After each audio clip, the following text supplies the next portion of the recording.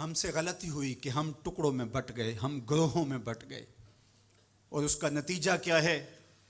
آج پوری امت زخم زخم ہے، پوری امت لہو لہو ہے۔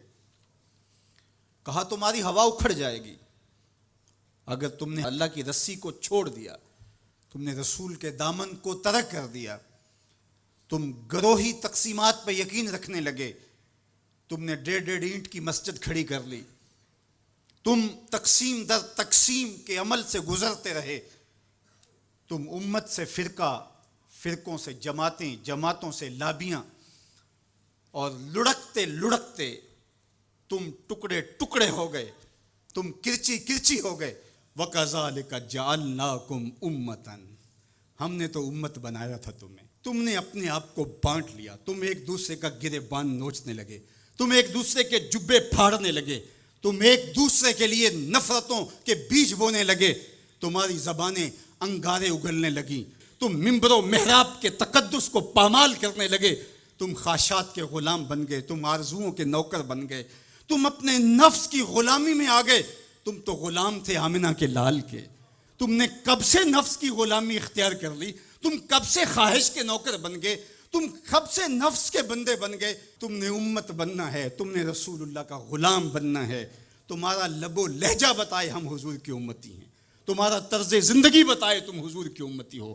تم ترازو پہ کچھ تول رہے ہو تو لوگ دوسری طرف بھی منہ کر کے کھڑے ہو جائیں، یہ غلط نہیں تول سکتا، یہ امت رسول ہے۔ تم بول رہے ہو، لوگوں کو یقین ہو کہ یہ جھوٹ نہیں بول سکتا، یہ رسول اللہ کا امتی ہے۔ تمہاری وحدت، تمہارا زور ہے، تمہاری طاقت ہے، تمہاری توانائی ہے۔ تو فرمایا وَكَذَلِكَ جَعَلْنَاكُمْ أُمَّةً، ہم نے تو امت بنایا تھا تمہیں۔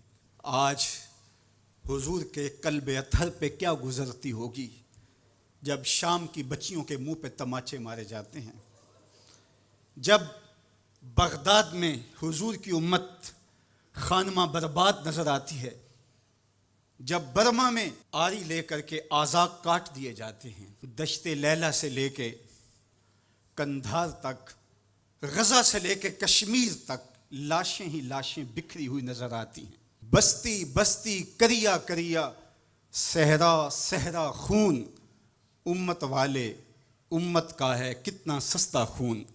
شام، قدس، کشمیر اور برما، کس کس کا احوال کہوں، ہر سو زخمی، ہر سو لاشیں، ہر سو بہتا خون۔ امت والے امت کا ہے کتنا سستا خون۔ آج امت لہو لہو ہے،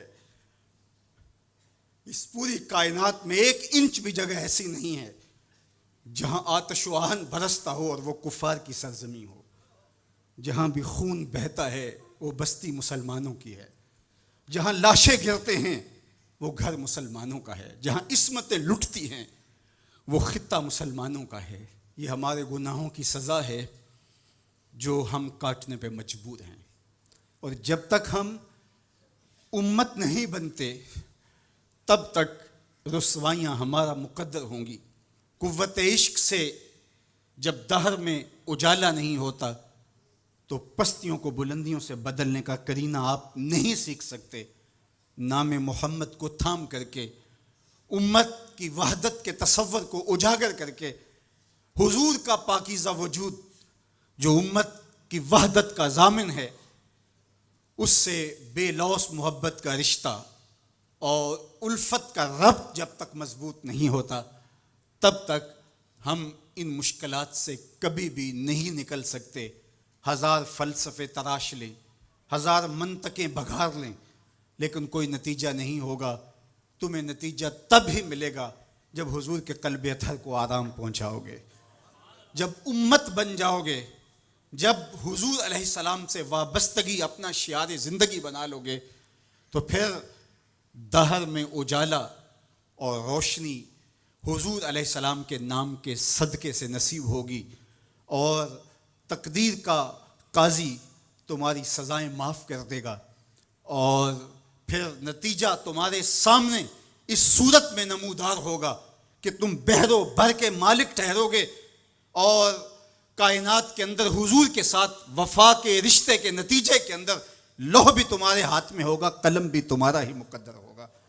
لیکن شرط یہ ہے کہ تم صحیح معنی کے اندر امت بن جاؤ. وَأَنْتُمُ الْأَعْلَوْنَ إِن كُنتُم مُؤْمِنِينَ. یہ میرے رب کا وعدہ ہے اور میرے رب کے وعدے سچے ہوتے ہیں.